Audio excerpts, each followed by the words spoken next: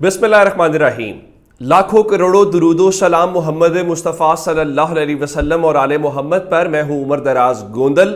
जनाब, मामला तो यही है कि इमरान खान को जेल में इसलिए डाला गया कि इलेक्शन से रेस से दूर करना है और माइनस इमरान खान का फार्मूला लगाना है। अब अगर आपको ये खबर मिले और खुशखबरी मिले कि जेल में डालने के बावजूद इमरान खान इलेक्शन लड़ने के अहल हैं, वो इलेक्शन लड़ेंगे और ये सारे का सारा जो मंसूबा जिसने भी सोचा था ये वापस उसको ठक उसके मुंह के ऊपर पड़ा है, तो फिर ये खुशखबरी तो हुई। अब ये मामला कैसे हुआ? देखिए, जिस वक्त लोअर कोर्ट ने जज हुमायूं दिलावर ने फैसला सुनाया था, तो उसमें वो सिर्फ और सिर्फ दो सजाएं सुना सकते हैं। वो क्या सजाएं सुना सकते हैं?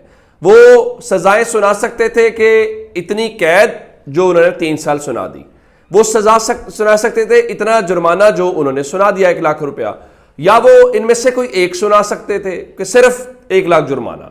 वो चाहते तो कहते सिर्फ 3 साल कैद। हाँ, एक और ऑप्शन थी कि वो कहते ये दोनों चीजें जो उन्होंने इस्तेमाल की। अच्छा, उसके बाद लोअर कोर्ट क्या इमरान खान को इलेक्शन लड़ने से रोक सकती थी? नहीं रोक सकती थी। यह है इंपॉर्टेंट नुक्ता जो इस वक्त अच्छी खबर का एक बायस बन रहा है, जो मैं आपके सामने लेके आया हूं। अब बुनियादी तौर पे जो लोअर कोर्ट होती है उसको आप लॉ की जबान के अंदर ट्रायल कोर्ट कहते हैं, और जो डिस्क्वालीफाई करने वाला मामला होता है वो हाई कोर्ट का या सुप्रीम कोर्ट का होता है। अब इस बारे में कल पहली गवाही उस वक्त आई जब आपको याद हो तो कल खबर ये हमने आपको दी कि इलेक्शन कमीशन ये सोच रहा है कि इमरान खान को चेयरमैनशिप की जो ओहदा है उससे हटा दिया जाए। जब ये खबर ब्रेक की तो इलेक्शन कमीशन ऑफ पाकिस्तान का, चूंकि कल भी इजलास चल रहा था और आज भी इजलास होना है, तो उन्होंने कहा नहीं जी, हमने ना इसके ऊपर कोई इजलास बुलाया है, ना हमने जो इजलास अपना कर रहे हैं उसके अंदर किसी किस्म की गुफ्तगू हुई है। तो पहली निशानी ये थी कि इमरान खान अगर नाअहल ही नहीं हुए तो आप उनको चेयरमैनशिप से कैसे हटा सकते हैं? ये बहुत इंपॉर्टेंट सवाल है। अब उसके बाद क्या हुआ? उसके बाद जो बैरिस्टर गौहर खान है उन्होंने कहा है कि पीटीआई चेयरमैन को 3 साल की सजा हुई है, उन्हें नाअहल नहीं किया गया। तो क्या इमरान खान जेल से इलेक्शन लड़ सकते हैं अगर वो नाअहल नहीं हुए? तो इस सवाल का जवाब है जी, बिल्कुल लड़ सकते हैं। मैं उसकी एक मिसाल देना चाहता हूं। आपको याद होगा कराची में एक मेयर आए थे वसीम अख्तर, वो एमकेएम से ताल्लुक रखते थे और जिस दिन उन्होंने इलेक्शन लड़ा था वो उस दिन पाबंदे सलासल थे, वो उस दिन जेल में थे। तो जेल से इलेक्शन लड़के जीत के वो मेयर का हल्फ लेने आए थे। तो क्या एक बार फिर यही बात इमरान खान जो है वो जेल से इलेक्शन लड़ेंगे?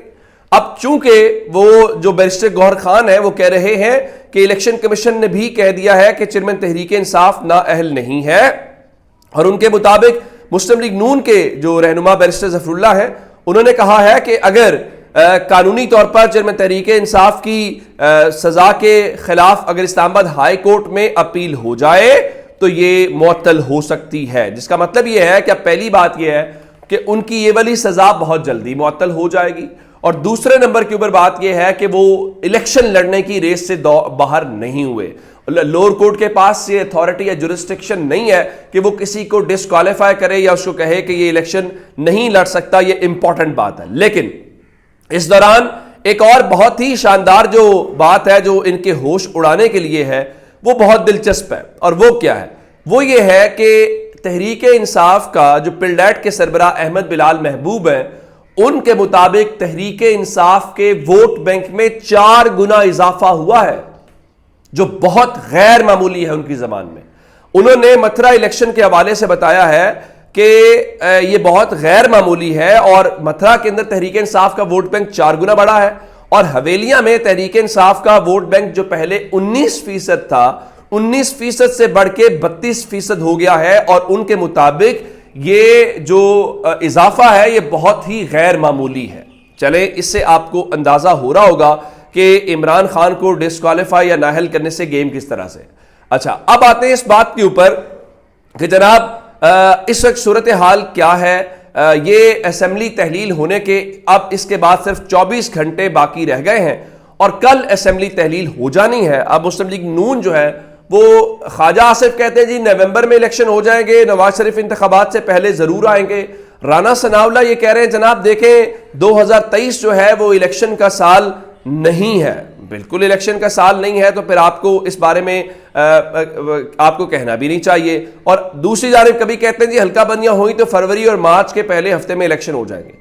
جو رائٹ نو سچویشن ہے، عمران خان کی یہ والی سزا معطل ہو جائے گی اسلام آباد ہائی کورٹ سے، اور عمران خان کا میکسیمم جو ٹائم ہے وہ یہ ہے کہ ان کو اس کیس سے ان کی رہائی ہوگی، اور اگلے چند کیسز کے اندر یہ گرفتاریاں ڈالیں گے۔ سب سے پہلے شاید القادر ٹرسٹ میں ڈالیں، اس کی وجہ یہ ہے کہ نیب کو 30 دن کا ریمانڈ ملنے کا وہ اختیار ہے، 30 دن وہ رکھ سکتے ہیں، تو 1 مہینہ نیب کی کسٹڈی والا، تو یہ سارے کا سارا ایک پروسیس کرنا چاہتے ہیں۔ اب آتے ہیں اس بات کے اوپر جسٹس عامر فاروق، جن کے متعلق عمران خان نے کل کہا کہ جناب میرے کیسز آپ نہ سنیں، مجھے آپ کے اوپر اعتماد نہیں ہے۔ ویسے جج صاحب کوئی بھی جج ہوں، کوئی بندہ اس کے بارے میں یہ کہہ دینا کہ میرا کیس آپ نہ سنیں، یہ بہت بڑی بات ہے جج صاحب کے لیے کہ آپ نے آخر کیا ایسی وجہ ہے کہ لوگ نہیں چاہتے کہ آپ کیس سنیں۔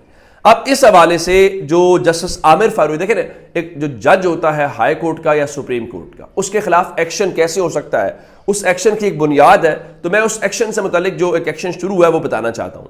یہ دونوں جو ججز ہوتے ہیں ہائی کورٹ کے اور سپریم کورٹ کے، ان کو ہٹانے کا جو اختیار ہوتا ہے وہ سپریم جوڈیشل کونسل کے پاس ہوتا ہے، جہاں پہ چیف جسٹس، سپریم کورٹ کے جو دیگر ججز ہیں وہ اس کے اندر ہوتے ہیں۔ تو اب جسٹس عامر فاروق جو ہیں ان کے خلاف سنگین الزامات کی بنیاد کے اوپر سپریم جوڈیشل کونسل کے اندر کمپلینٹ دائر کر دی گئی ہے، اور یہ کمپلینٹ انیشلی ریجیکٹ بھی ہو سکتی ہے اگر جوڈیشل کمیشن کے ارکان جو ہیں اس کو یہ سمجھیں، اور اس کی بنیاد کے اوپر ان کے خلاف آگے کارروائی بڑھ بھی سکتی ہے، جس کی بنیاد کے اوپر ان کو عدالت سے ہٹایا بھی جا سکتا ہے۔